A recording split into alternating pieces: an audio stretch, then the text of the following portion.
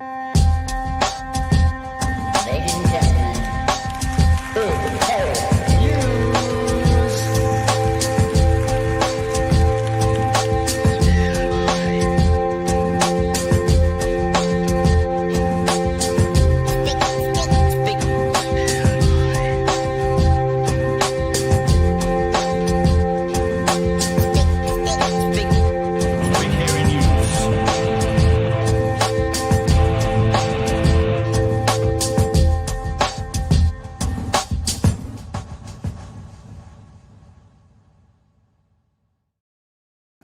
Hey, kia ora koutou e te whānau. Welcome back to another episode of Garus. Hey, Troy.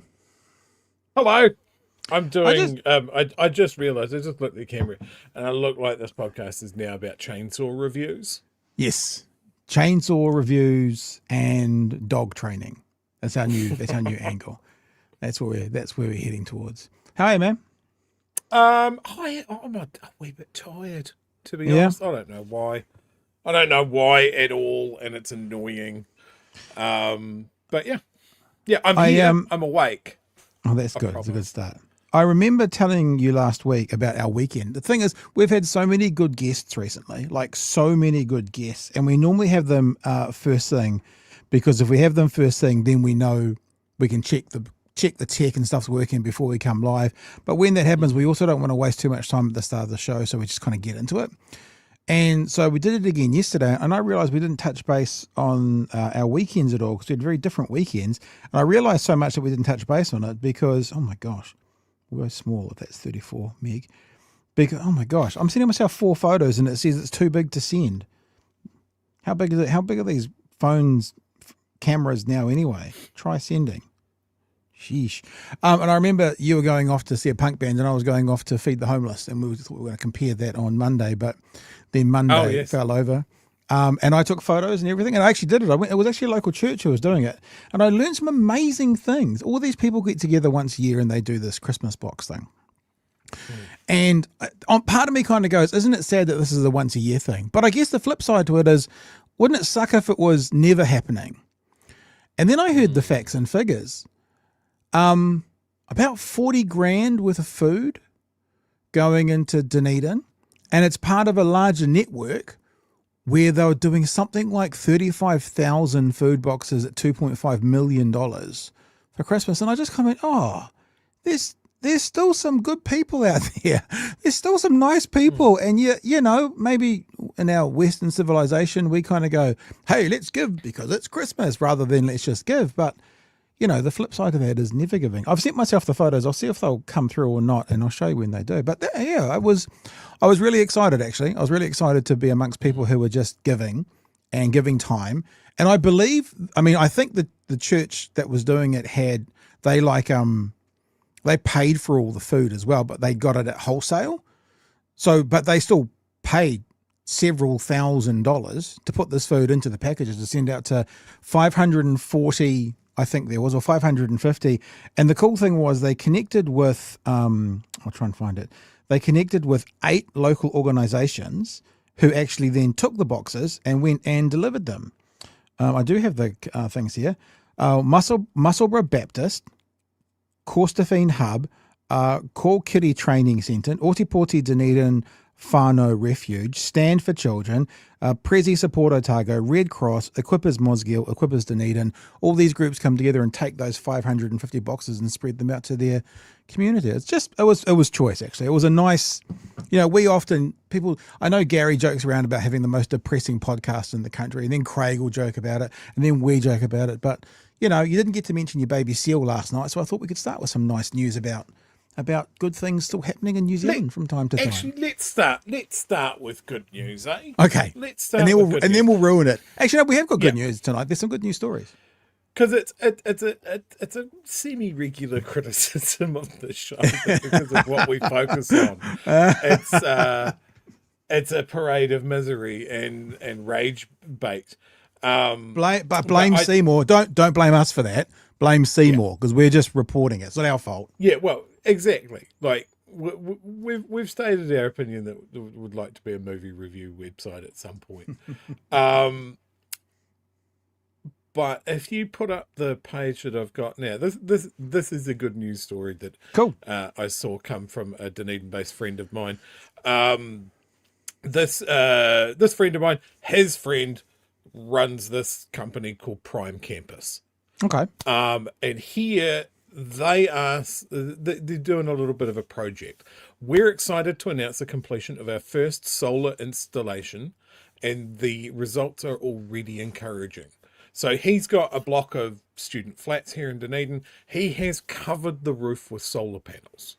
Oh, cool. Okay, so the system in this complex is generating 48 kilowatts of clean energy per day, and the tenants inside are only using 40 kilowatts. So they're living there for zero cost electricity. They're generating more power than they're using. So part of the pitch now is, you stay on my property, you get free power. Man, that's a good pitch for a landlord. There's how you get some loyal tenants, man. Now, I actually think there is a downside. There is a darker side to this story. Here in Dunedin, being a student, it's part of the character building aspects of it, right? The black mold, the not being able to run more than one bar heater between 15 people.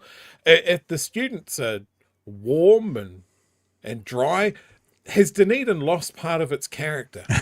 I still am sure you know people, Chewy. There's two kinds of people who are lived in Dunedin all their lives. They're the ones who are proud that they grew up in a bedroom with ice on the inside of the windows, and there are the normal people who are sane and realize that's not a good thing.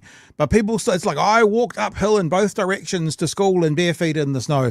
But there's real people out there like that, who I've heard numerous people talk about, and the ice on the inside of my windows when I was a kid. I'm like, what? So your parents didn't love you? Like that? You didn't think about kind of fixing that issue? Anyway. My wallpaper used to move when it was windy.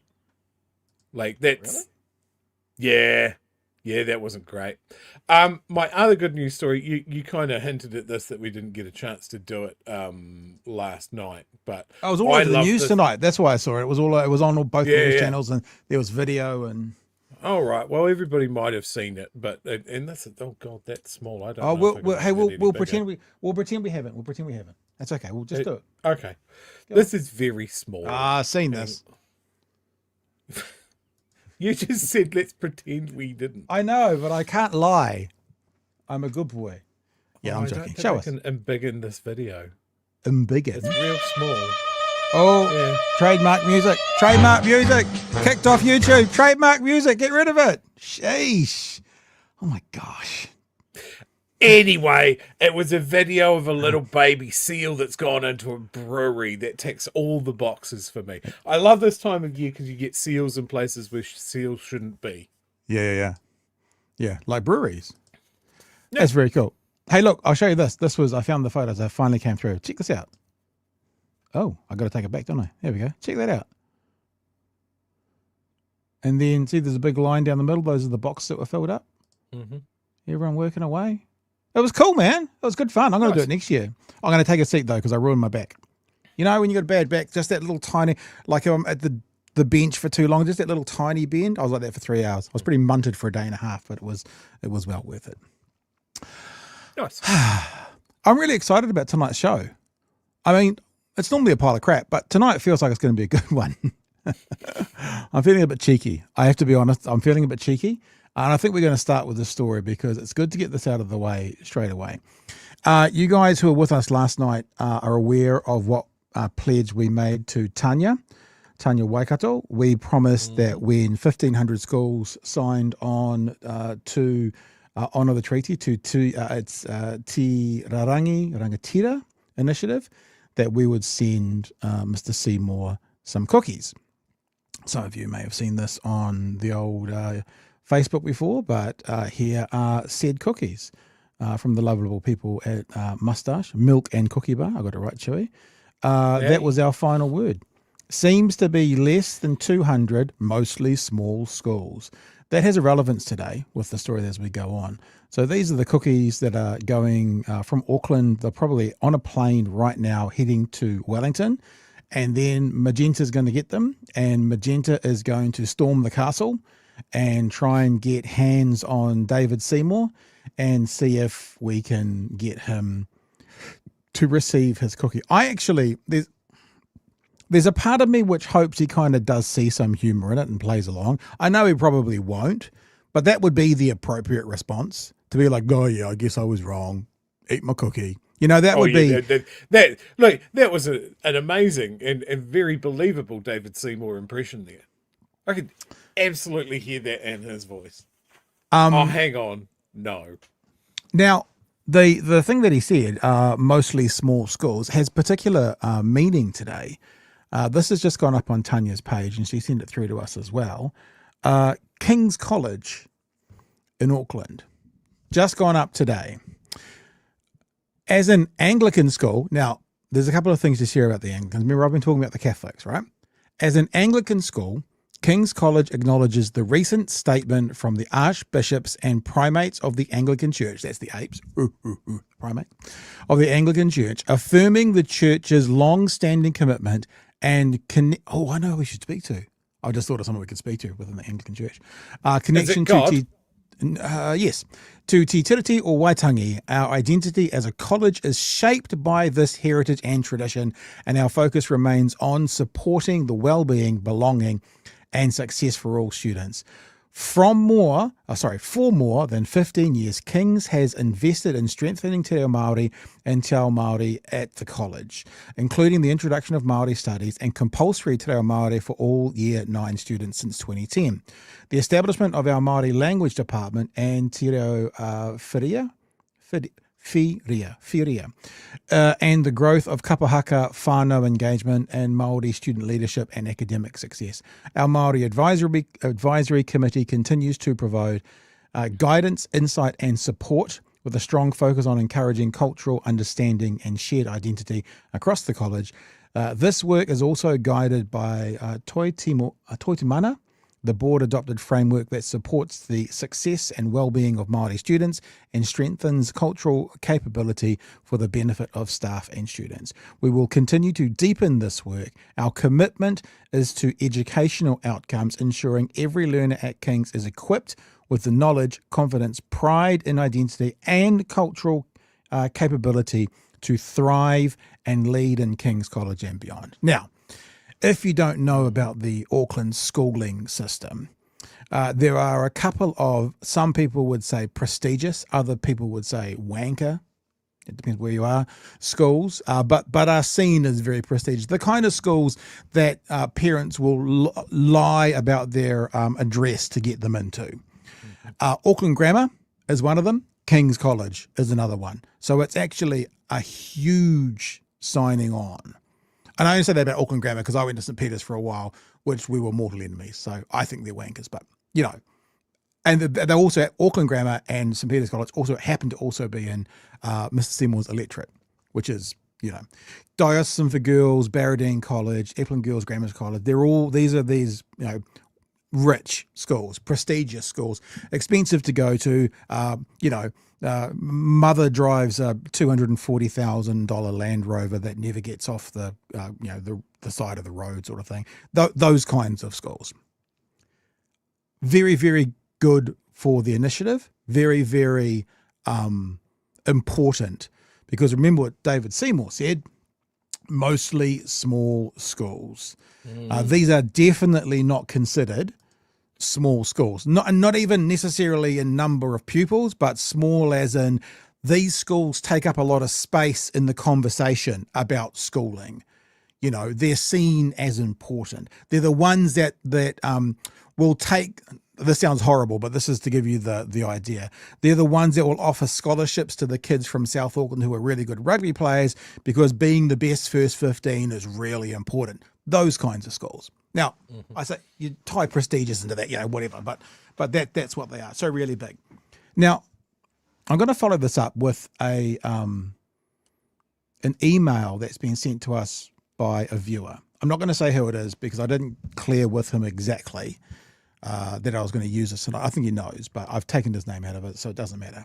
This is from another Anglican school. That's why I said Anglican school. Oh, I just got a message from someone's watching. Barradine is on the list. Just guess who's watching. Hi, Tanya. This is another Anglican school. Remember, King's is an Anglican school, one probably, if not one of the top 2 or 3 most prestigious sort of Anglican schools. That was a big part of their statement, was that it was because that they were Anglican that they're Anglican. This is a part of why they're doing. Now, let's look at Christ College in Christchurch. Oh no! Oh no! One of our listeners did the challenge your old school, send some email, send it out, and this was the response they got. Remember, King's Anglican, part of the culture of them being Anglicans was, my words, honouring them. Oh, wow. Tēnā koe. Thank you for your email. It is important to consider the context of Christ College in relation to the issue you raise, which is about the signing on. Christ College is an independent school and is not subject to Section 127 of the Education and Training Act 2020, and as a result, that issue is not relevant to our operations. Further, we are not a party to Te Tiriti. It is between iwi and the Crown. Oh. However, we do have a commitment to appropriate recognition of biculturalism. We are part of the Anglican Church, Te Hahi, my eyes are playing up, it's Mihi Ngāti, which has its foundation a bicultural constitution, Te Pōheri. It is in that context we will continue to recognise biculturalism within the school. Many thanks again for your email and interest. I hope to see you at the Old Boys event in the future. Wow. King's, Christ College, King's. So basically, I read Christ College going, we don't have to worry about that bullshit piece of document. We're not a part of it. So you've got King's College saying, as a part of our Anglican culture, this is very important. You've got Christ College saying, as a part of our Anglican culture, we don't have to care about this. So it might be interesting to know, Chewy, what did the Anglican diocese say? Well, this is part of a letter, there's the letter there, to a person you may have heard before, Tanya Waikato. Me and Tanya have been talking today because it's been fun going backwards and forwards. And let me read, this is from the Anglican Schools Office, Anglican Church Aotearoa, New Zealand and Polynesia. This is the official advice from the Anglican Church in New Zealand. In this moment of national conversation, Anglican schools, it's Christ College, have an opportunity to witness a hopeful, just and honouring future. We encourage each school to hold fast to the vision that Te Tiriti offers us, to continue their commitment to Te Tiriti. So the Anglican Church is saying, schools, you have a commitment to Te Tiriti. Christ College is saying, we don't have a commitment to Te Tiriti. That's between iwi and the Crown. Literally the opposite of what the Anglican Church has said to them. So their commitment to Te Tiriti within their school, irrespective of any changes to legislation, and by doing so, therefore, offer leadership within their communities with confidence, humility, and faithfulness. That's always what I think of when I think of Christ College, is humility. Shall we just go back to Christ College and just say again, one more time? As an independent school, independent Anglican school maybe, it is not subject to Section 127 of the Education and Training Act 2020, and as a result, that issue is not relevant to our operations. Continue their commitment to Te Tiriti within their school, is what the Anglican Church has said. Further, we are not a party to Te Tiriti, which has been between iwi and the Crown.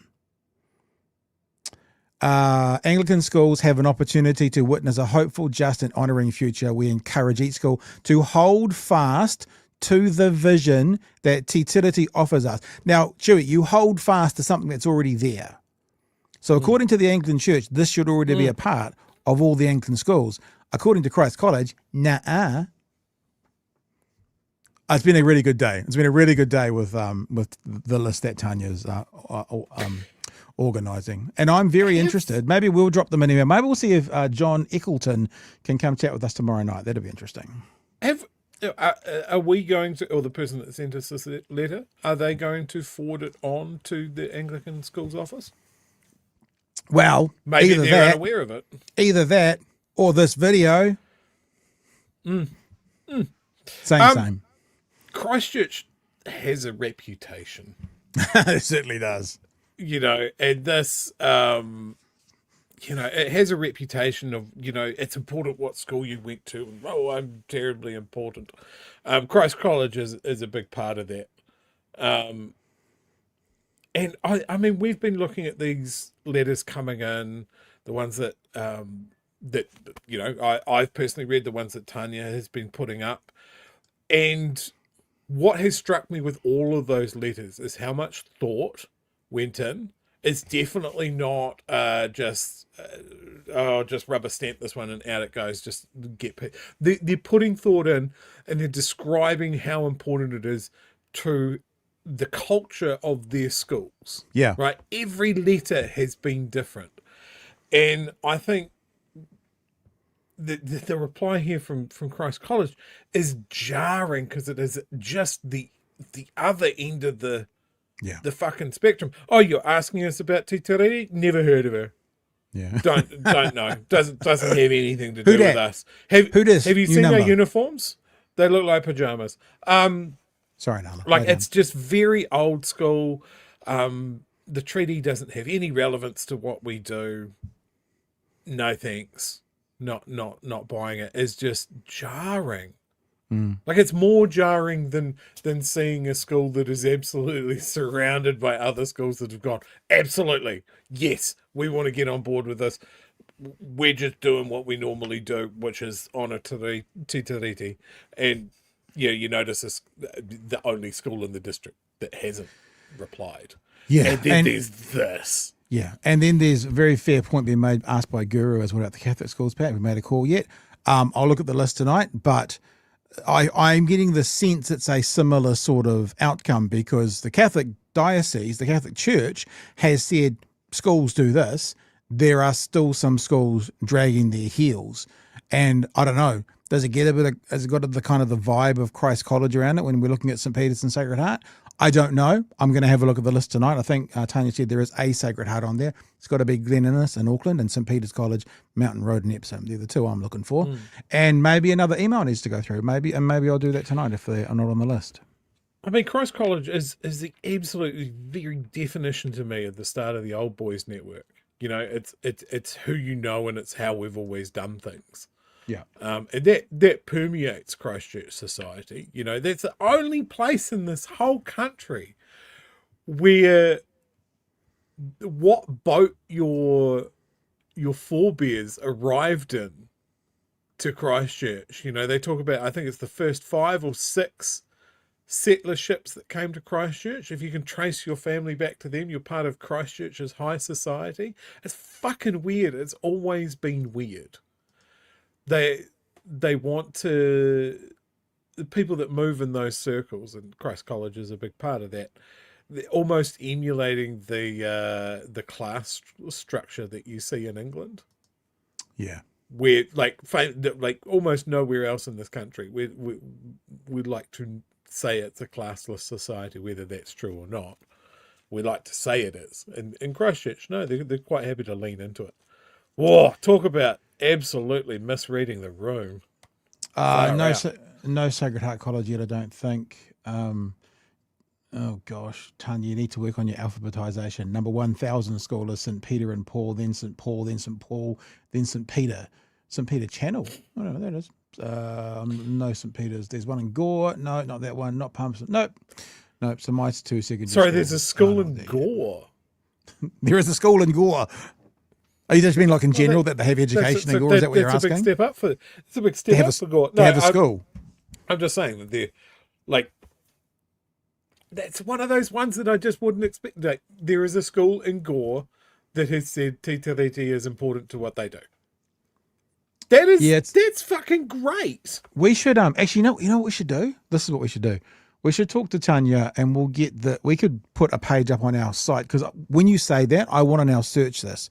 But because it's a document, it's an image. This thing here is an image, so you can't really search it.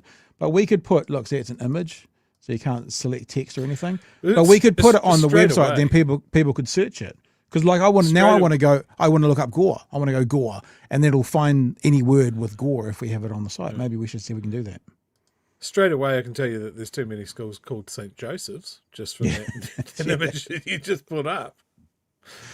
All right. Wow. Hey, listen, welcome to the show. Thanks for joining us tonight. I also am going to spend a little bit of time right now thanking some people because we have had an uptake of patrons, the likes of which we haven't seen for a very long time. Oh. One of my favorite new sayings for our show, and this is going to be a t-shirt, right? This is one of my favorite sayings from the show. BHN doing dumb shit so you don't have to since 2021. This sounds ridiculous, right? But please take this with a grain of salt because I am joking when I say it, but I'm also talking the truth. It's so much fun doing dumb shit with money. There's a caveat that means something. The response to this so far is unbelievable. The response to this, the only downside is mostly people are saying it should be moldy. That should be the only thing you're sending to them. That's about the only negative we've got so far. And it sounds really weird, but the reason we get to do dumb shit so you don't have to is because of our patrons. On some reason, patrons paid for those cookies that we sent to David Seymour today that he'll be getting tomorrow. So yeah, that's going to be a t-shirt maybe next year, doing dumb shit since 2021 so you don't have to. And so in saying all of that, huge thanks. Now, I don't want to say the person's name because I haven't used it. The person and who's our patron who has an emoji of a green owl, because I'm not sure whether you're using LC or IC because it's a straight line down. It could be a lowercase L or it could be a capital I. I've put it in as IC. So if I'm wrong, email us and we can change it. So a huge thanks to IC, to John Brooks, to Melissa Wong, to Moana, to Bella Dog, to T Wiggle, to Kerry Markitty, to Bronwyn Drysdale, to Brian Gelatley, to Soul Rider, to Rachel Ross, to Bruce Hewitt, to Susie, to Stu Chatterton, and I believe there's a few more there as well. And those few more people have re-signed up. If you re-sign up, it doesn't come in our new patrons, so I'll have to go through and look up. There's a few more people. I saw someone signed up as a super patron last night on my email, which is $35 a month. It's very generous, but it hasn't come up in this list, so I'll get some more in there. We put an arbitrary figure out just for a bit of fun in this month, saying I wonder if we can make it to 500 active patrons by Christmas. We are right now at $4.92. If you like us doing dumb shit so you don't have to, one of the ways you can help us do it is through Patreon. The other thing you help us do, and this is going to start on Friday night and it's going to continue through to next year, is live events. Big event in Dunedin on Friday night. The event obviously is happening in town, and of course I haven't got the billboard ready to show yet, Chewy, because it's just been that busy. The event is happening in town at a cafe called Adjo, ADJO, and it is starting at 6:30 for the live event. But because you're our mates, you're a friend of the show, we are going to hold a earlier event at 5:30. So a listener meetup at 5:30 if you'd like to come along. I'm sorry, this is terrible. It's in the Adobe. I didn't have got it open up. Now, my wife and I were going through some stuff today. We're also on the night going to have some merch for sale. And we found out that we've got a bit of merch left over from runs that we've done. So for example, if you come on Friday night, there is going to be a handful of black t-shirts with the pink BHN, which is a discontinued run, but there'll be some available on Friday night. There's going to be some stickers available, there's going to be some enamels available, and there might even be the opportunity for a voucher for people who come to the event only that they can then use for a discount on the website. So Friday night, 5:30 for a meetup at Adjo, 333 George Street, Dunedin, 6:30 for the public meeting. Sophie Barker, Dr. Gary Pender, and also Craig Rennie will be speaking. And Chewy will be there, and I might come. I'll check my calendar. I might come. Okay. And it's all happening.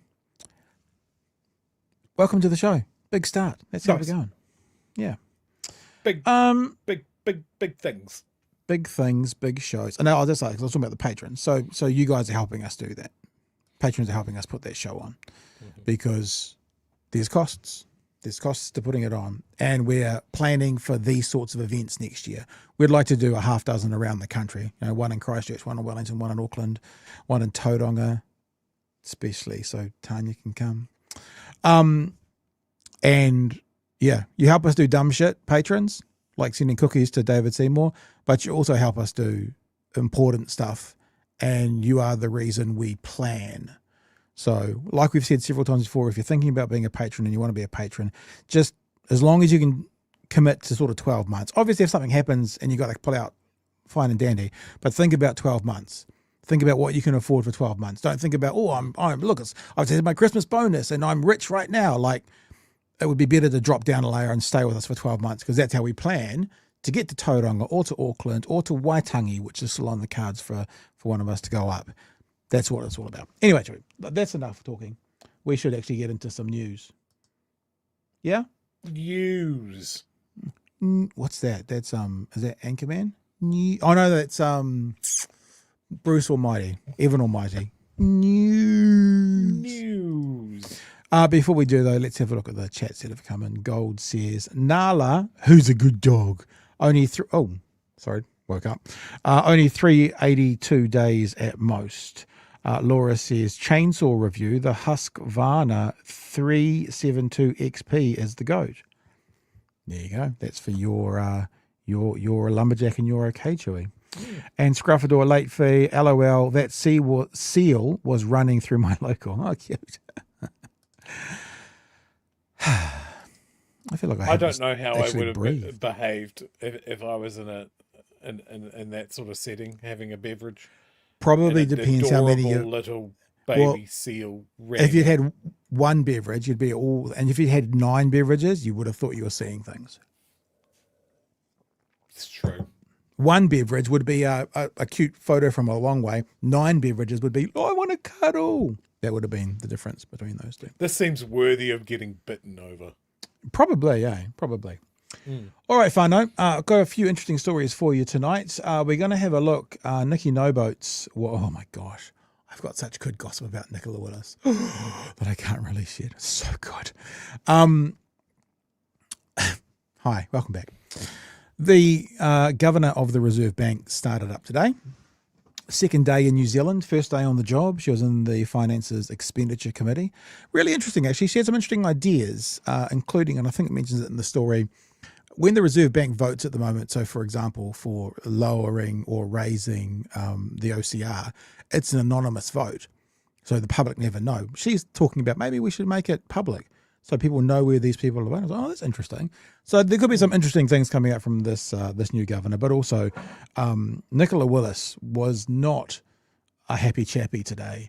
Yeah, she got a little bit of stick from the committee. A little bit of Q&A went a bit wrong for her as well. Nicola Willis and the governor of the Reserve Bank at the Expenditure Committee. Our new Reserve Bank governor has fronted up to MPs for the first time. Anna Bremen's visit to the Finance Committee more cordial than the ministers. Nicola Willis interrogated as part of Scrutiny Week. Business correspondent Jason Walls has the details. New Zealand's new Reserve Bank governor on her way to the Beehive this morning, making small talk with her new boss. Well, we're going to keep the sunshine on for you. Thank you, I appreciate that. Those smiles can Just the greasiest of continued while fronting up to the Finance Committee for the first time. Morena Chair and Committee. Receiving a warm welcome. Welcome, Governor, to both New Zealand and to your second day.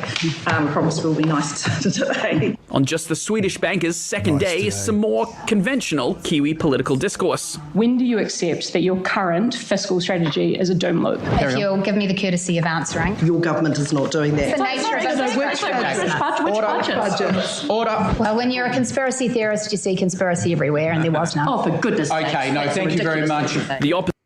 that face.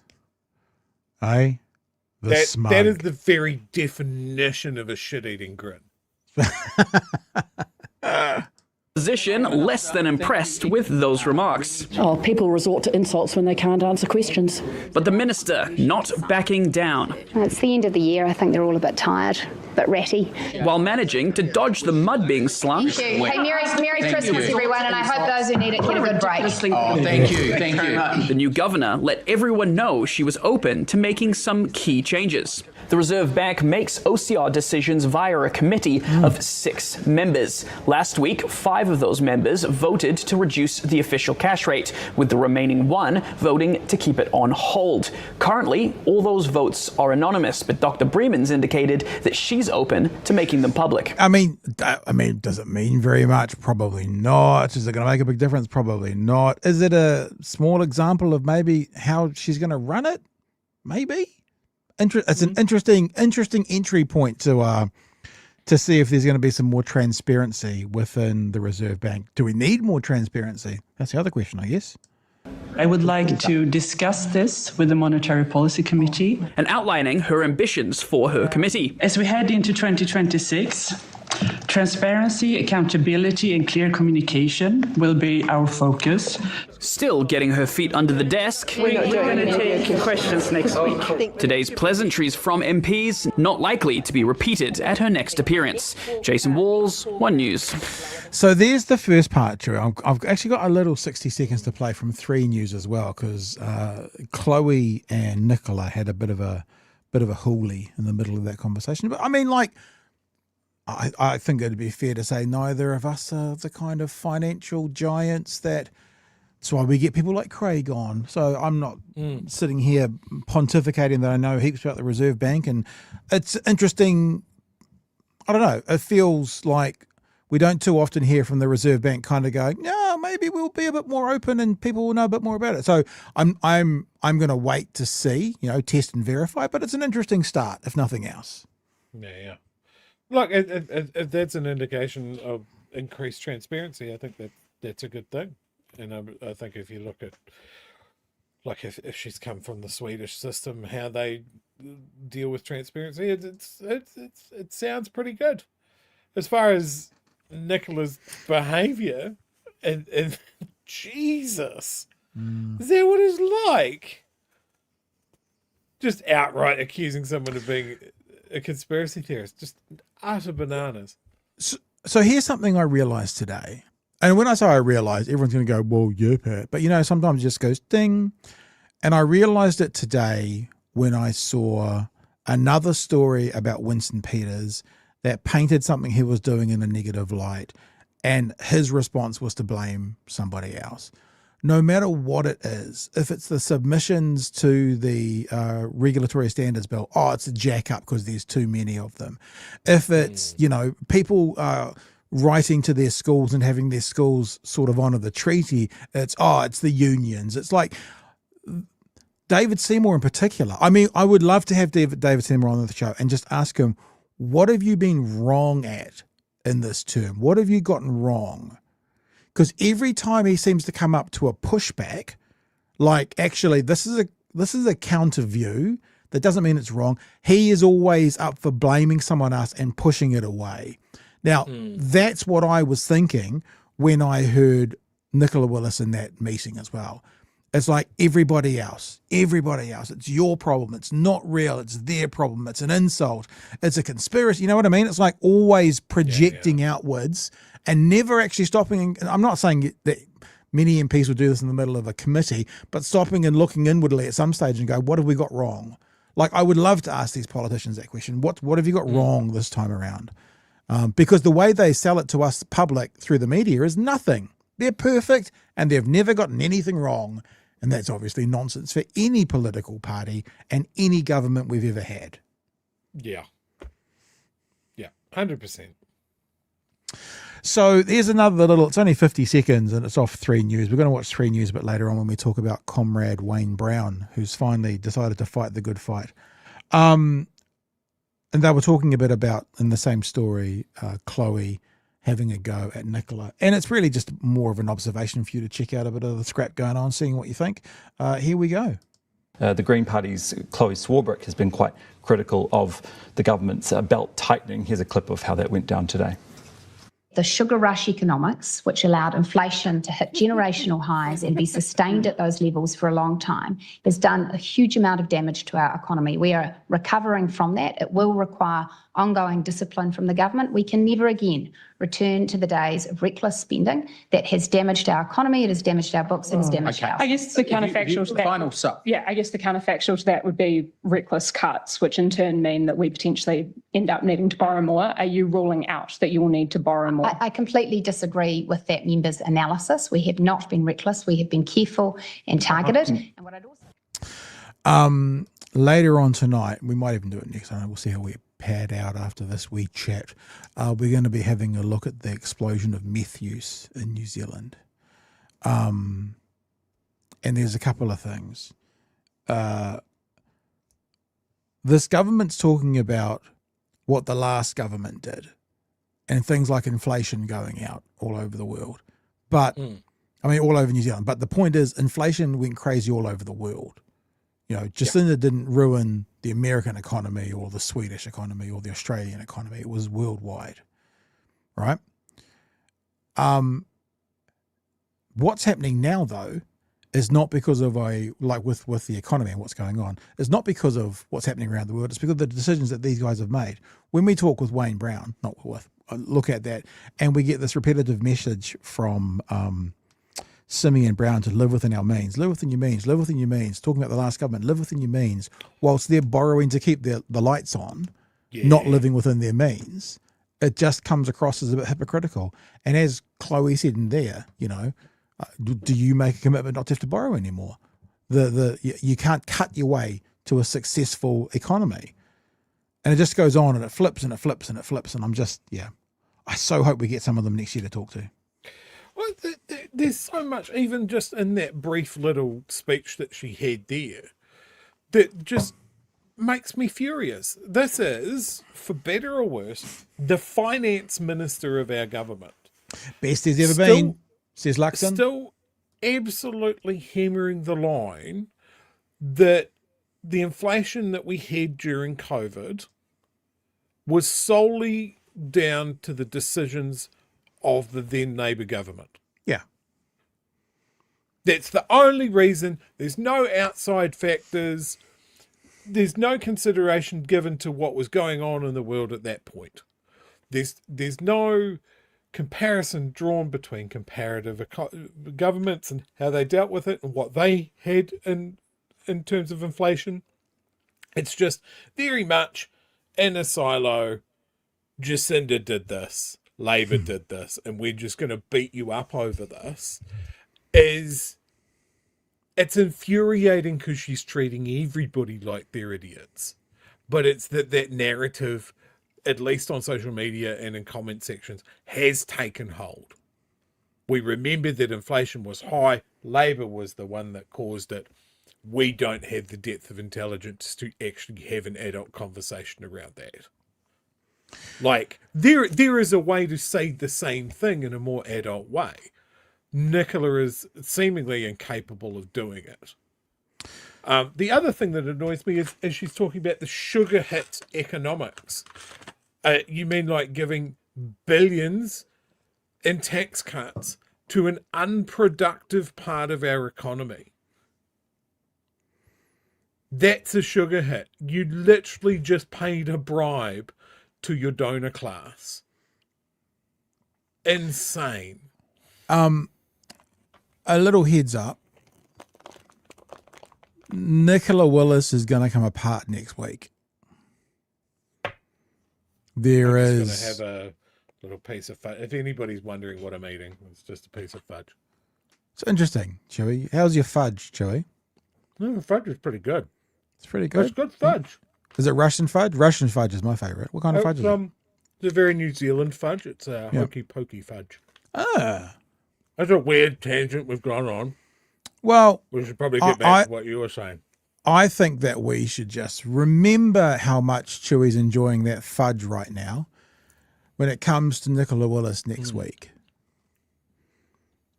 And some undoing coming on the way.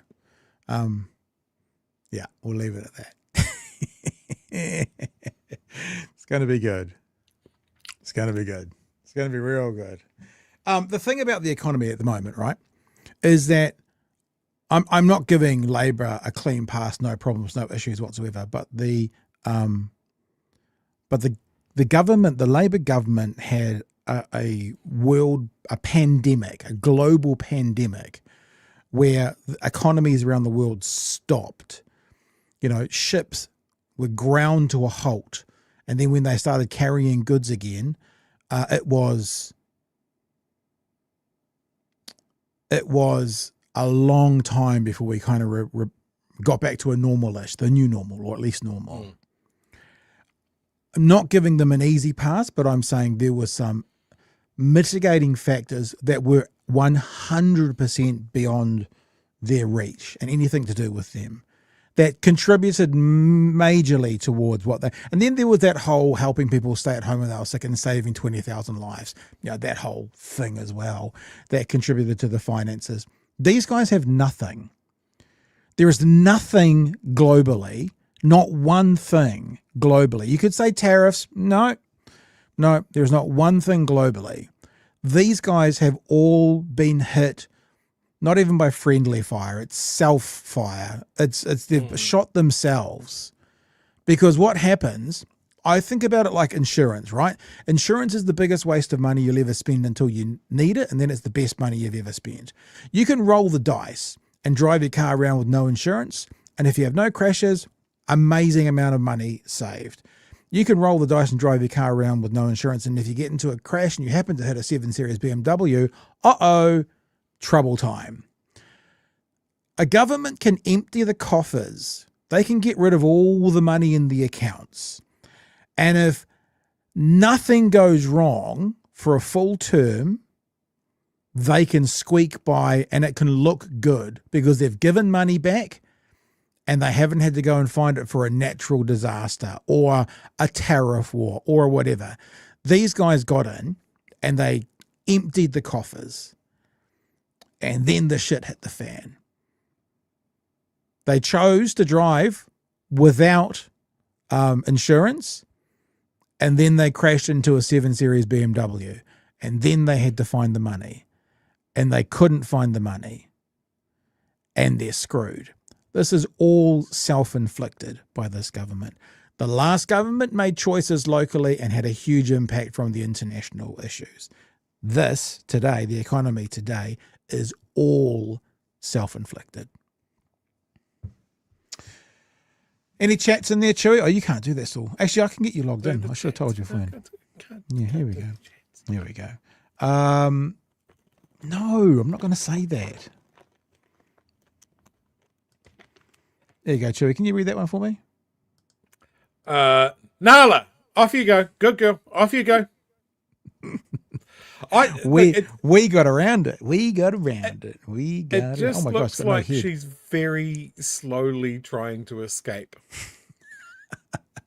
She's just doing a worm. The only dog in the world that can do a moving. worm. The movement is imperceptible to the human eye, but she's just melting her way out the door. I don't know why she lies like that. And no matter how I frame the camera, I don't know how she knows, but she always manages to get her head just outside the frame. No matter how tight it is, it's always just the head outside the frame. Can we send Dr. Anna a Nikki No Boats t-shirt? Of course, we can do that. Mike says, will she resign over her $671 million screw up? Oh, next week's going to be fun, whānau. Remember when Willis told London she was going to be leader? LOL. Laugh out loud or lots of love. Maybe it's lots of love. Nikki No Boats, lots of love. Don't think it is. You don't reckon? All right. No. Yeah, man, it's real good goss. It's real good goss. But we can't do it. Not yet. It would be worse for the outcome if we did it now.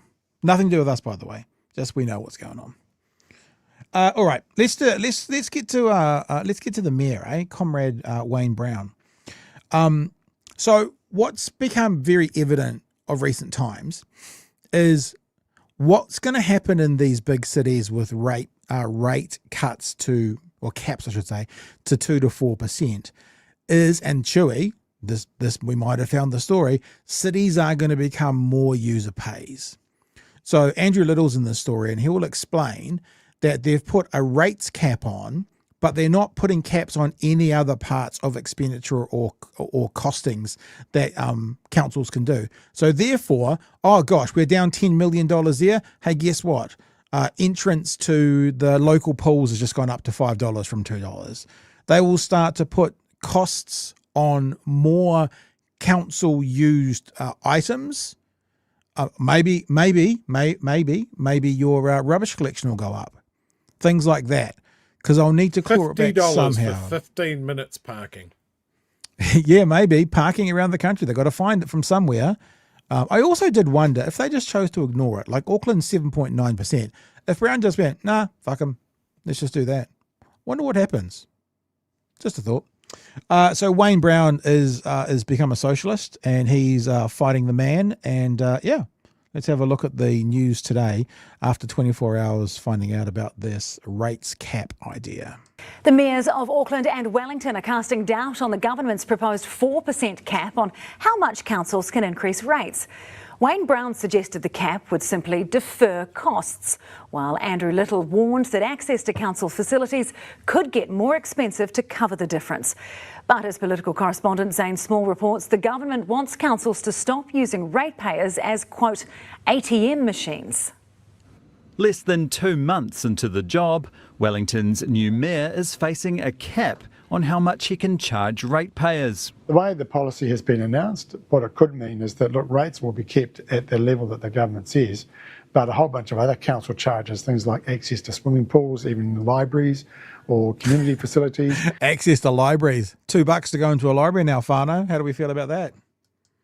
There's no restriction on that. So a whole lot of charges end up just getting increased there to give councils more revenue because their rates won't cover it. That's also known as user pays. So it doesn't sound like if you think about this government and the ideologies that they follow, you kind of go, well, yeah, user pays makes sense. So they're then able to go to the voters next year and go, we kept your rates down to 2.5%. And then voters are going to have to go, yeah, but our rubbish has gone up to $125 a week. Because council's got to get the money from somewhere, or else, it's not in this story, but I read a story, or at least a headline and part of a story today, about it might impact Auckland's ferries, heavily subsidised by the council. What about the ferries that get people around, literally from Waiheke Island across to Auckland and around, Devonport as well? This could impact the ferries. What happens then? Well, the costs go up. Pretty simple.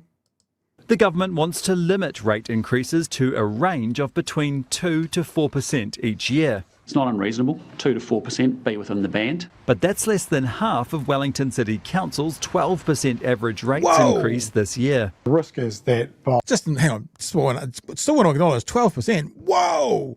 That's pretty massive, but, maybe that's the extreme version of it, because they have to go and clog all those holes where all the water's leaking out in Wellington, HOE. Billions of litres of water.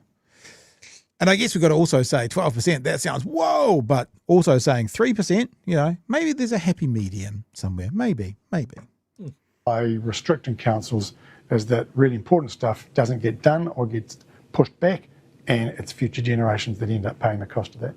The same concern expressed by Wayne Brown. What about in Wellington as well? What about the what's Wellington going to have to pay for when it comes to the ferries? Seeing this government's trying to farm off as much infrastructure cost as possible to try and keep their promise. I mean, you might have another massive bill coming up, ratepayers of Wellington, that you got to stump up. So you might have this might be happening. The government might say no more than 3% or 4% increase, and then also say, by the way, Wellington, you got to pay for the infrastructure here, which means you need more money for it, but they're not letting you get the more money. This is what we're looking at. User pays. This is what we're looking at. Says the rates cap would simply defer costs. The Auckland Mayor's just released plan for 2026 includes a proposed average rates increase of 7.9%, which he described as higher than I would like, but reflects the opening of the City Rail Link, Auckland's first underground train line set to open in the second half of next year. Councils have a responsibility to ensure that every single dollar of ratepayers' money is delivering value for money. And I think many ratepayers up and down this country have not been seeing that, including in Auckland. councils would not be able to increase rates beyond 4% unless given permission from a regulator. Gisborne's mayor is hopeful that a regulator. Guess who that's going to be from this national-led government? Do you reckon it's going to be someone who wants to see light rail and bike lanes and that kind of stuff be increased or not? Just thinking. the exemption would apply to her council given the ongoing recovery from Cyclone Gabrielle. If you look at the Gisborne District Council at this stage, I add 2.5% to our rate bill just to cover recovery work. So we would like to see what are the parameters for those exemptions. Does it apply to work we need to do in the next while? The government has hinted that regions hit by natural disasters would be considered. Consultation on the rates cap proposal is open for 3 months. We expect councils to work within their budgets to find efficiencies rather than using ratepayers like ATM machines. But that's not always. And just remember, yeah, good call, Joey. Just remember, governments, be they local body or national, when they say work within their budgets, what that means is we're choosing to set the line here. So when it comes to Te Whata Ora or Wakakotahi or any of those places, the budget that they've got is the budget that the government decides. So when Simeon Brown says things like live within your means, and he didn't use those words in this interview, but he does use it for this and other interviews I've seen of him today, he's saying the means are what we decide. So in other words, you imagine, Chewy, if like I was providing money for you for groceries each week and I said, I'm only going to give you $50. You better live within your means. You need more than $50? Nope, live within your means. You know, this is why these ideas around what a budget is and what a government says, it's just what they decide. They can decide any amount they want. I mean, being silly, but they choose to make the budget finish here, and they choose to give $14 billion back in tax cuts, and they choose to give $3 billion to landlords, and they choose to spend $1 billion more on ferries because they're morons, and they choose to give $1 billion of tax breaks to big tobacco, for God's sake. These are all choices. They could choose none of those things, and they could have an extra $20-ish billion to put to things like hospitals or to put to things like, you know, supporting rail in Auckland. They choose not to. And then they tell these, it is kind of like your parents telling the kid, this is your budget for your party. And the kid going, well, I need more. Doesn't matter. This is your budget. And that's what they're doing with councils. They're hamstringing them, and they're saying, stay within your means. Remember, whilst they're not, the government's not living within their means. They're borrowing to keep the lights on, telling councils to live within their means. They're telling councils stay to 4% when councils are going, but this has been the MO for the last 50 years. That's why Gore needs $300 million to fix their pipes. That's why I guess Wellington apparently needs 12%. Auckland needs 8%. So what you're doing, government, is just making either the ratepayers double pay by having them pay to go to the pools or use the ferries or get their rubbish, right? Or you're saying that these cities are still going to continue to go backwards and still continue to decline in all the things that these councils are supposed to do. I've been talking lots, Chewy. Do you want me to finish this, or have you got something to say? This has only got about 10 seconds. Yeah, finish it. All right, then you can talk, and I'll shut up. But that's not always easy when you're paying for historical underinvestment and underspending on important community facilities. But it's the belt-tightening task set down for councils by the coalition government. Yeah, the belt-tightening that they choose. And just remember this when we think about, you know, money that this government spent. And we can be real petty and be like, was it $50,000 on a pavlova up a mountain? I mean, that's not going to make a dent anywhere. But, you know, $50,000. And just remember the promise, one thing before I leave you alone, Chewy, the promise made before the election. We want a government that cares about how every single dollar is spent, because every single dollar the government spends is ultimately a dollar from your pocket. Correct. Chewy. This has been such a strange movement to follow, this whole cap rates now movement that was around for the last local body election. Very organised, very organic grassroots, if you're picking up what I'm putting down. And it's just economic vandalism that this government has just picked up and run with. They've jumped on this narrative that some people don't like paying rates. Now, I know that a lot of people are doing it tough. And so hearing about a 10% increase in their rates. Now, I just went to my rates bill. Here in Dunedin, it looks like my rates for a year are $3,500. I don't honestly don't look at it because a council lets us set up an automatic payment over, every fortnight or something like I do that. If it increases by 10%, then it's $6.80 extra a week. And I just find it really funny that these people will zero in on something like, in my example, a $300-odd increase in price. But we have spoken about the problem with local body politics and how local governments do their funding. And that, of course, no one is going to stand up and go, I like paying rates. Just like on the national scale, I want to be taxed more, please. Nobody is going to do that. But here we have had successive councils stand up and basically bend over for ratepayers groups, which are mainly made of older people that just don't want to pay rates. And they'll get elected in. We saw that here in Dunedin. A whole bunch of people ran on like zero rates increases or keeping it under so much. Like I want that adult discussion about where our rates are going. Like, and so much of what a council can do, depending on who you are, you will just turn around and go, oh, that's a nice to have. I don't think we need to spend money on that. I'm going to use an example here that the government likes to use. Pat, if you want to put up that image for me. This is a new block of toilets that has been built in Wellington. And It's very attractive on the eye, and it's a reasonably big chunk of infrastructure. It's got coloured lights on, Pat. Isn't that good? Yeah, it's cool. It is accessible. And it is open all the time, and it is right in the heart of Courtney Place in Wellington, which for anyone that's gone to Wellington in the past couple of years just seems to permanently reek of piss. So I think putting a block of toilets in the middle is a really good example. But this gets held up as Wellington Council is just out there fucking willy-nilly spending your money. Now, here's your choice. They have identified that would be a good place for a public toilet. Now, how much extra do you think those coloured lights would have cost? As opposed to having a fucking poured concrete, just plain bare concrete, unattractive toilet block that looked like a German machine gun bunker dropped into the middle of Courtney Place.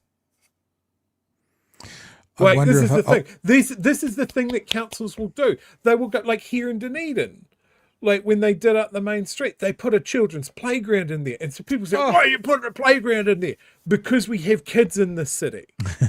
Like, I don't have children. I appreciate that the fact that the council in recent years has gone round a lot of the playgrounds that are in the city and done them up and put new equipment in there. Now, I get no fucking benefit out of that. I could run to the ODT and I don't see why my rates are going to basketball hoops when I don't play basketball. You know, that seems to be the attitude. Like, I'm not a big reader. Why do we have libraries?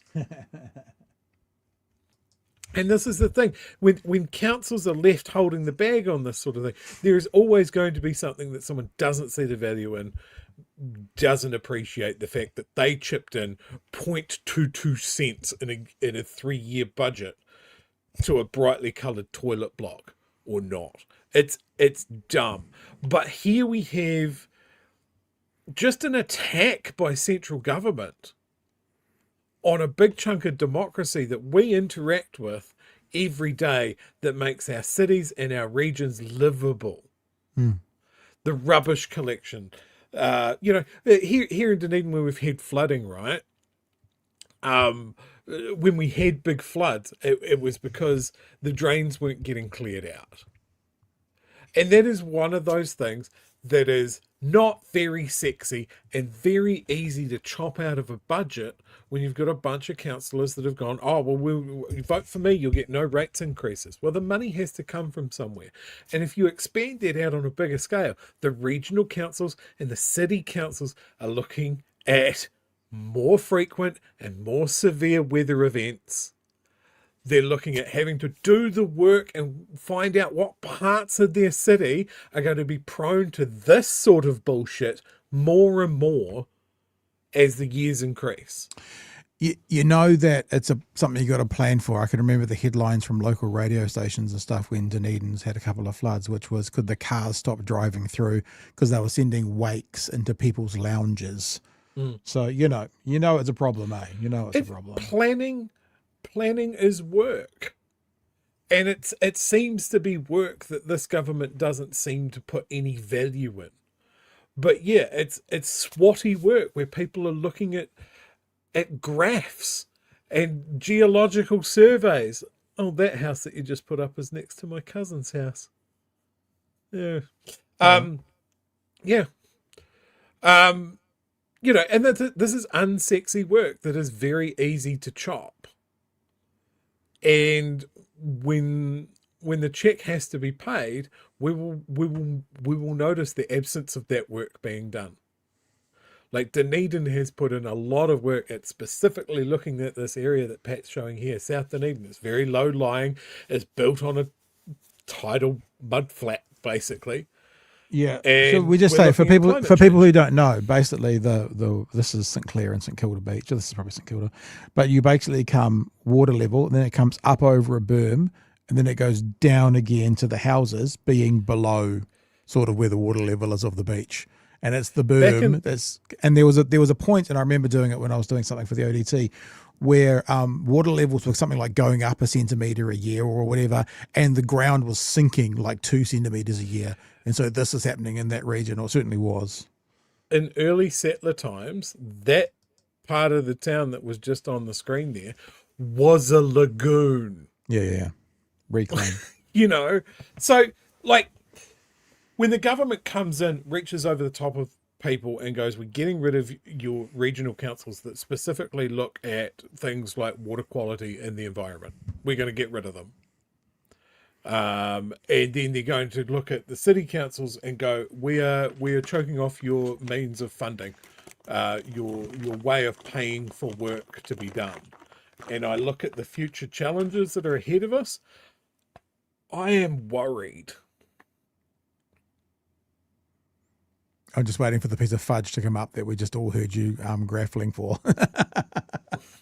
And there's another example of this, right? We've talked a lot about the ferries. Did you see this story about the Bish cancelling the contract for the ocean-going tug the other day?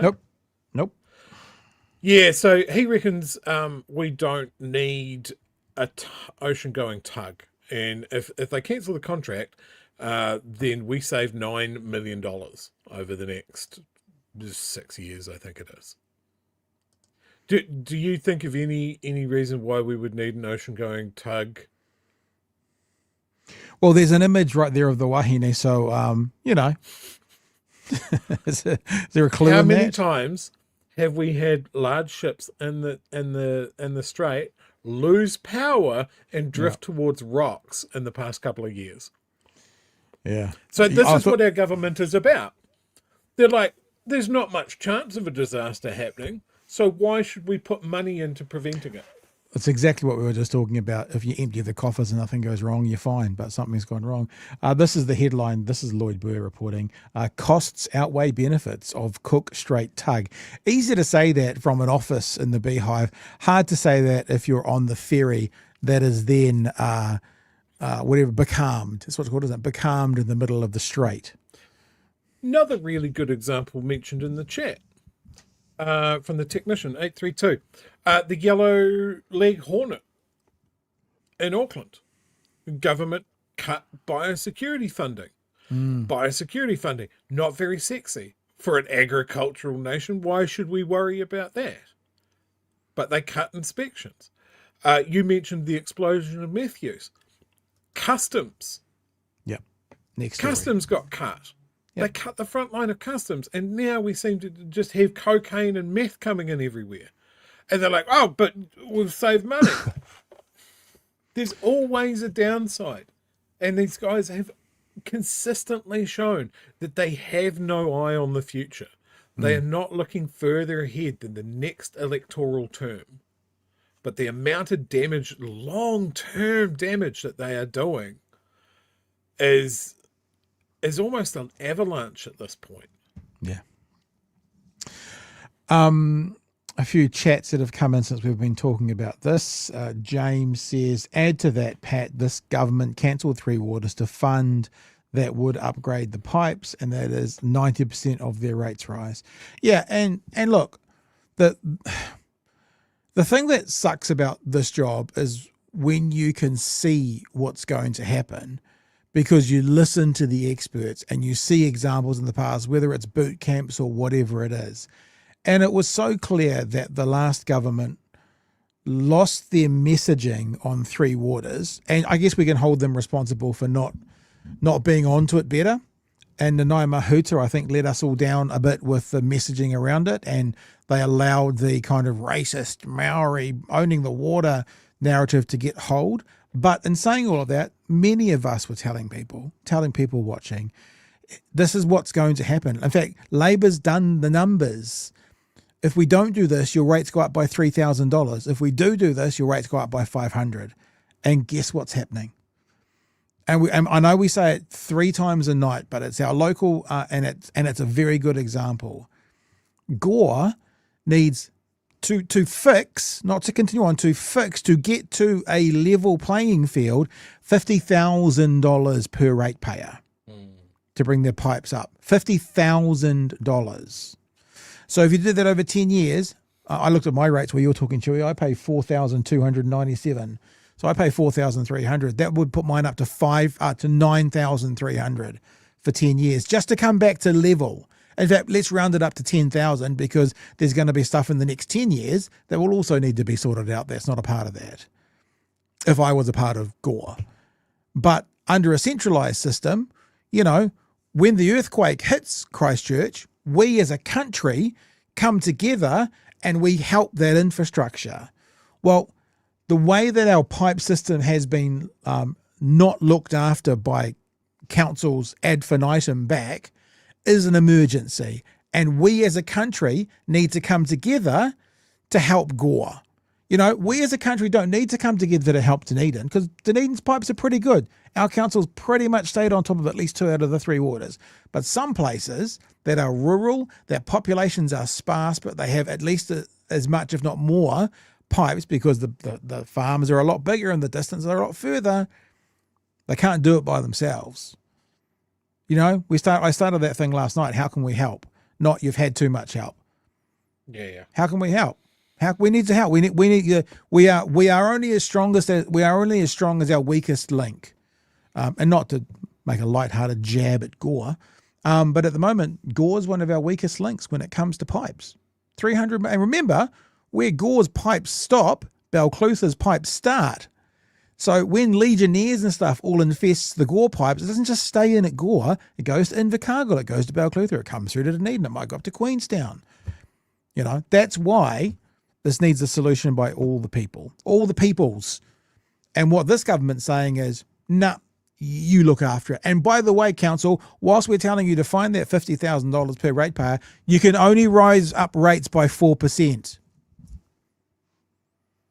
Go figure.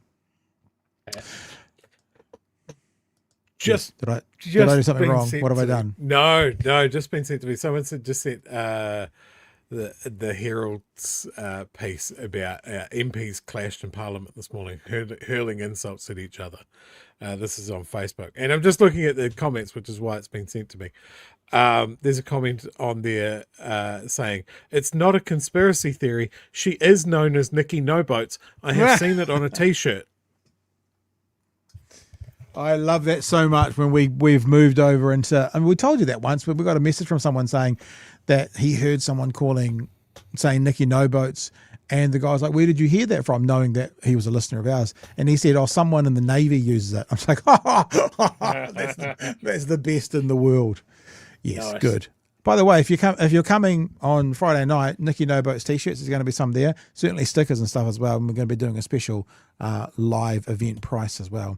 There's not going to be a lot, but there's be a few. There'll be like 1 or 2 of each size of the t-shirts. So get there early. I'm just gonna pop the BHN shop link in that Herald's comment section. Just you carry on, Pat. Just do direct link to the Nicky No Boats, just the actual t-shirt. Yeah, I'm going to. That's what I'm doing. The M in AGM stands for machine. Dumb fuck. It's in the ballot. It says the toilet block was shown as wasteful spending doesn't factor in the new sewage pipe replacement along Taranaki Street was done beforehand under it. Of course, there's always a reason. But yes, there's wasteful spending. But 9 times out of 10, when groups are up in arms about the spend, there's good reason behind it, or they lie. What was Uffendale saying about our seesaws? These are $1 million or whatever he said, these seesaws, and it was wrong lies. 10 times over. Just lies. But you would never expect Sam Bedleg Uffendale to lie, though. What has he got to lie about, Chewy? Nothing. They built themselves a bar in the Beehive, but we can't have cool public toilets in Wellywood. Good for the tourists. Yeah, it's a very fair point. Speedlock says, so this government would be anti-insurance. I guess so, following that analogy to its extreme end. Hey, if your house burns down, how much does it cost to build a new house? $9? $9.50? Oh, cost of living, $20 probably. Probably $20 now. Hey, let's have a look at this last story, shall we? I will wait for my pontificating till the end of the story. I've got some feels. I've got some thoughts. Let's have a look. We're going to start the show, started talking about New Zealanders losing the battle with meth. Let's have a look. For 20 years, New Zealand has been losing its fight against meth, and our health system is now under immense pressure. Every single day you'll get somebody that comes in, having used and difficult to control, difficult to manage, physical illness, mental health problems, psychosis. They're a danger to everybody. You've got to have special space. You've got to have security guards helping to hold them down sometimes while you need to sedate them, against their will. It is a huge impulse, way more than any other condition. Speaking from a busy Waikato hospital, Dr. John Bonning explains that he is dealing with more and more meth-related admissions and seeing an increase in Kiwis suffering from heart failure as a result of chronic use. A 30 or 40-year-old has the heart of an 80-year-old now, and that's irreversible and permanent damage. Terrifying. The story finished off by talking about the meth increase in New Zealand, and this is one of the points I do want to touch on and come back to after this, it's a couple of minutes, is that the meth increase in New Zealand is like nowhere else in the world. We've heard this before. This story is from tonight. We hear it again. Meth use in New Zealand, the increase in meth use in New Zealand is at a point it's like nowhere else in the world. It's increasing here faster than anywhere else in the world. New Zealand's crisis is snowballing. The amount of methamphetamine consumed in the country doubled at the end of last year. Within a few months. And really in my whole career of drug policy research, I haven't really come across a similar situation anywhere around the world. The price of meth has dropped by... Did you get that? Nowhere else in the world. Never seen before by the researcher. Ever. Nowhere else in the world. Lie down. Lie down. A staggering 38% in the past 5 years, causing an explosion in use. That's really significant during a cost of living increase that you get this, nearly 40% decline in the price. And you can understand how that opens up drug use to a whole new type of young people in particular. Just last week, Australian police revealed they'd arrested 2 22-year-old Kiwis accused of importing $37.7 million worth of meth through Melbourne Airport.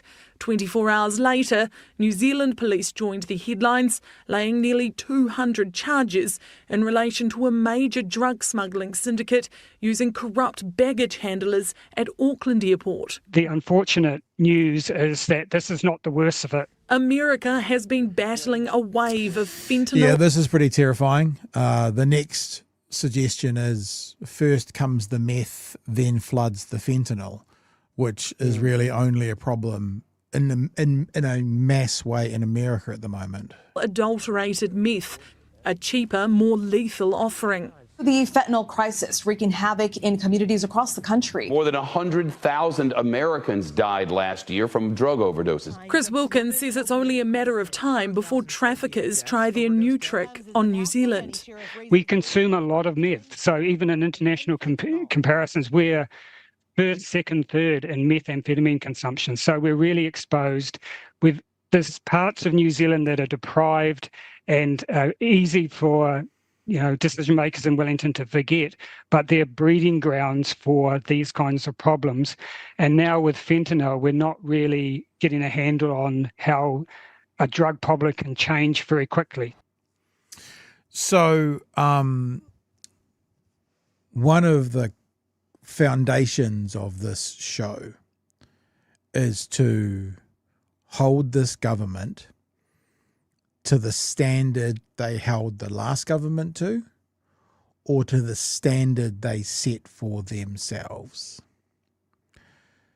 They held the last government to a standard around crime, in particular ram raids is what I'm thinking about. And the Labour Party, which was a majority government, was wholeheartedly and 100% responsible for the ram raid uptick in New Zealand.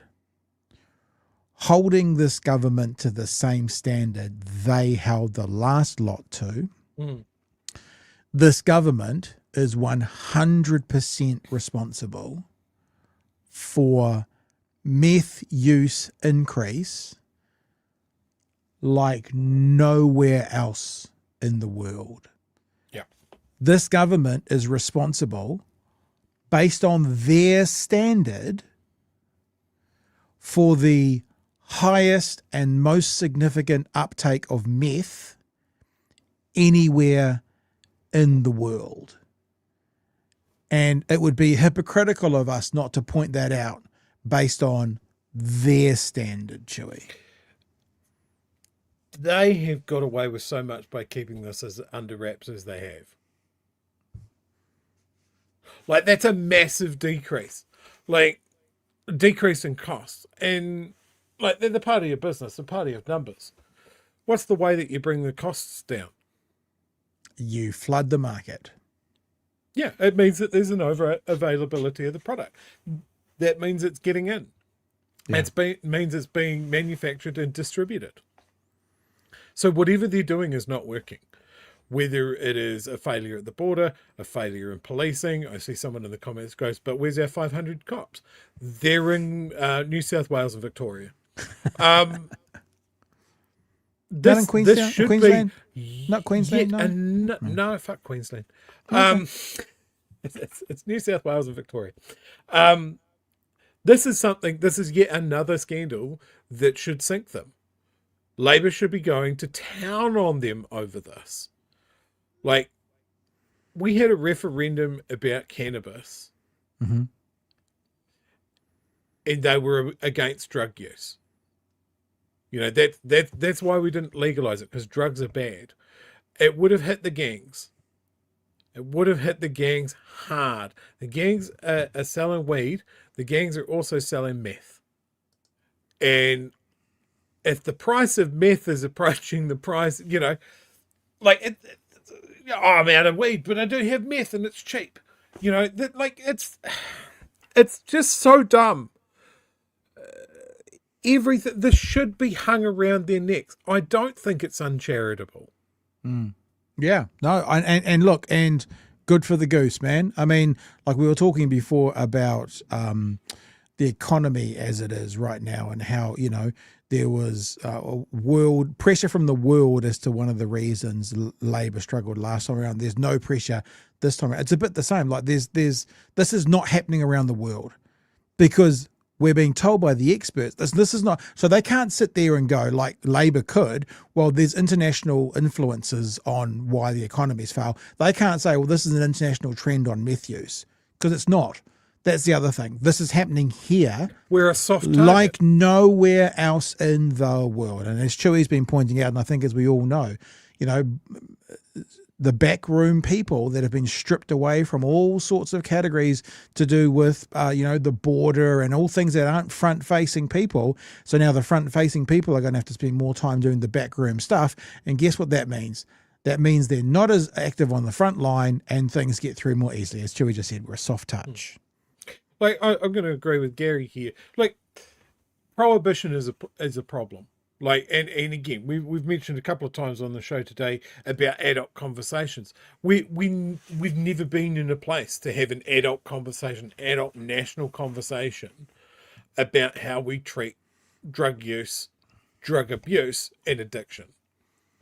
Okay, because we don't want to talk about it, and we want to stick to these old rules of prohibition and that sort of thing. We can't really attack it. It's happening in the dark corners. It's gangs and it's smuggling and it's all of that sort of thing. We can't even have that conversation about weed, let alone anything else. Yeah.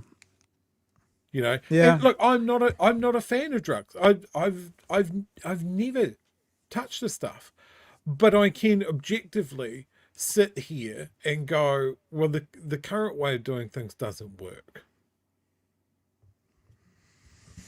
And I've been a fan. I think I don't even think it's the whole. Is it Spain or Portugal that just made a sweeping change and said, look, we're going to treat drug abuse as a health issue rather than a crime and punishment issue. Yeah, that's what it totally should be. Yeah, and that makes sense to me, and it solves or goes some way into solving a lot of issues. It also brings it into the same sort of realm as alcohol as well. Alcohol, when alcohol causes like significant health issues for a person, it becomes a health issue. When it's impairing someone to the point that it's impacting their whole life, it becomes a health issue. Yeah. Like there's a comment there, Chewy, do you drink alcohol? That's a drug, as is coffee. Yeah. I'm talking obviously about illegal drugs, but illicit that shows the double standards, right? It's perfectly reasonable and understandable and sociable for me to go and drink whiskey until a blackout drunk, or that sort of thing. But that's how this stuff should be treated.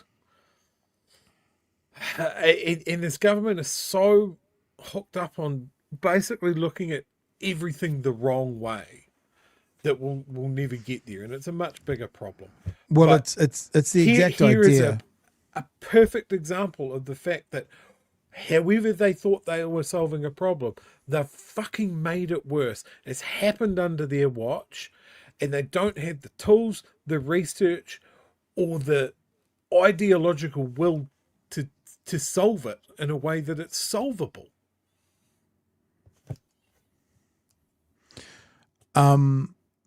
Yeah. I mean, like you say, this is why you know that they're being disingenuous.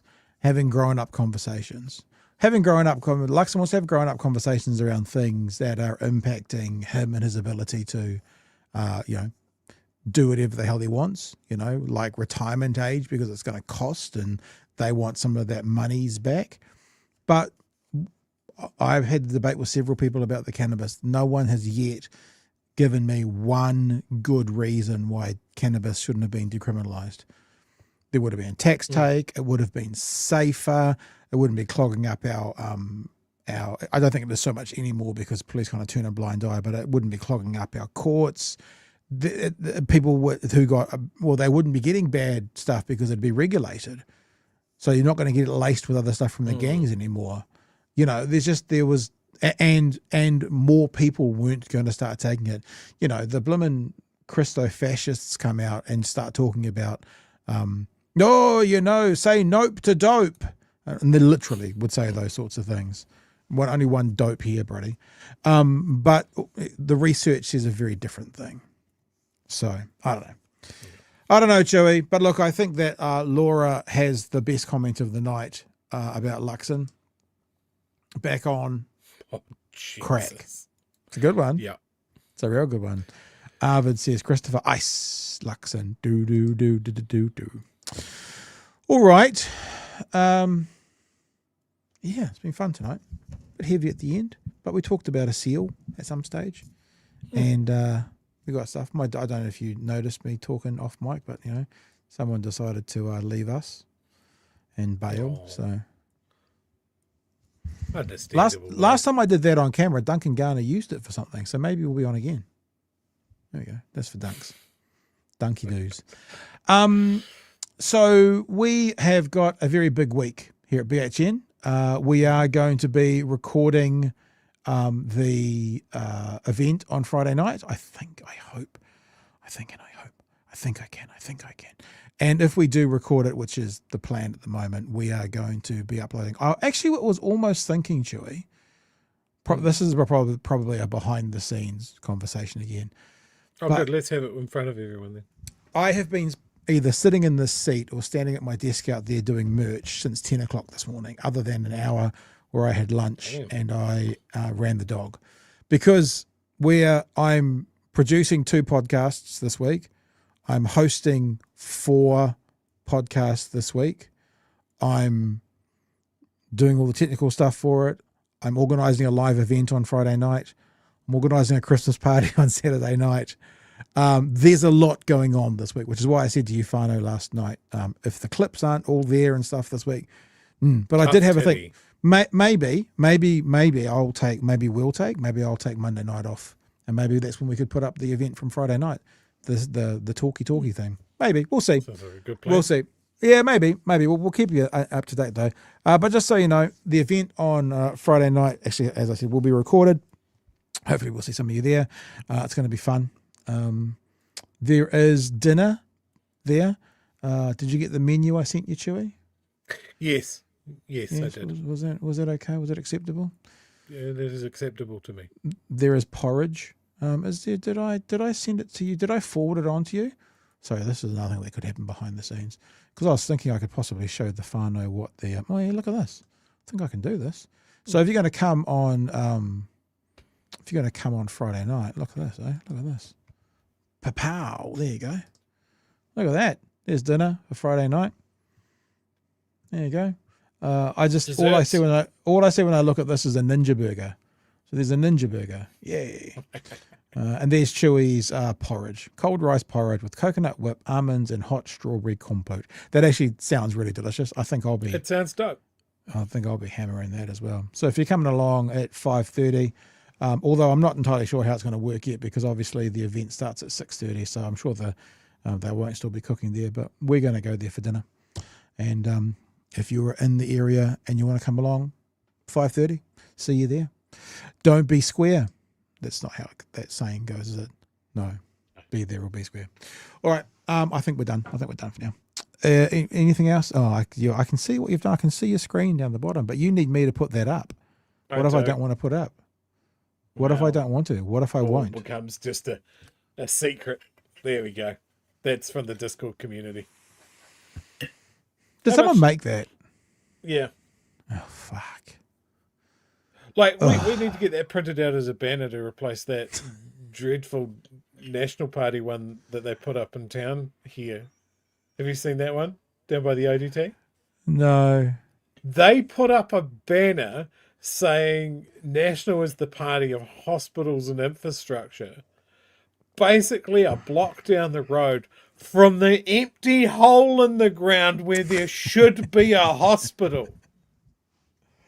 All right. We could just keep on chatting here for another 10 or 15 minutes and end up in exactly the same space. So maybe what we'll do right now is we've got a brand new outro to play you. All those lovely people who have signed up in the last week or so, you are now in our credits. Remember, if you want to be a part of who we are, patreon.com/Big Hairy News. One of the things you will get is to be a part of our credits. I've got to lose you, then do you, just like all the lovely people have done here. And probably over the summer break, I'll go through and do a big stock take of all the people on the credits and make sure, because I'm sure there's a few sneakies on there that shouldn't be there, but hopefully there's not too many that aren't there that should be there.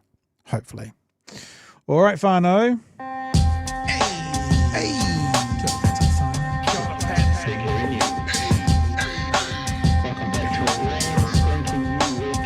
Help us settle a debate, whether it be thoughtful or funny, even if we're all creatures of hate. It's a fine line that we're walking together. For better, push aside the temptation to berate. Let's take a note of the corners we stand in. As many points as the hairs on my chinny chin chin. When the news that we're watching is hairy, knowing all the things that we need to be wary of. Like the rich have the handout for rewards, while the many have to work at what they can't afford. And the rest of us ain't paying attention, or maybe have questions we're too worried to mention. Other media is still dwelling on trivial facts, vetting peas from the rice and the mice from the rats, and picking and choosing a warpath to run, linking ourselves with the hill to die on. It's gotta come down to a welcoming vibe, with an A and a self and a higher in mind. All have a lean either this way or that, and will be analyzed by butchery and pat. With the evil in the world trying to mess with your head, and you're sitting on the couch, you're thinking chivalry's dead. Each night, 2 nights, they're gonna sing you to bed. It's Big Hairy News. Hi, Chewy. Have a good night's sleep. Bye. All right, everybody. I got nothing to say. Got anything to say, Chewy? I also have nothing to say at this time. Together, we have nothing to say, and we will say it for the next 10 minutes. Nothing, nothing, nothing. All right, whānau. Thank Catch you you for tomorrow your night from 9 attention. p.m. Hooroo. Cheers, Goodbye. man.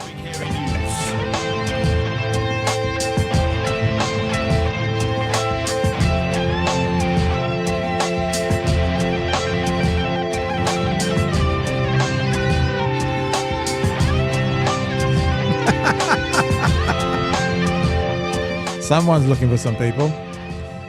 Someone's saying, come and see me. I'll just leave it up Twitch for the rest of the invasion. night. Twitch invasion. Pretty awesome gaming live on Twitch. I wonder if she's dual screening us. I'm just going to go now. All right.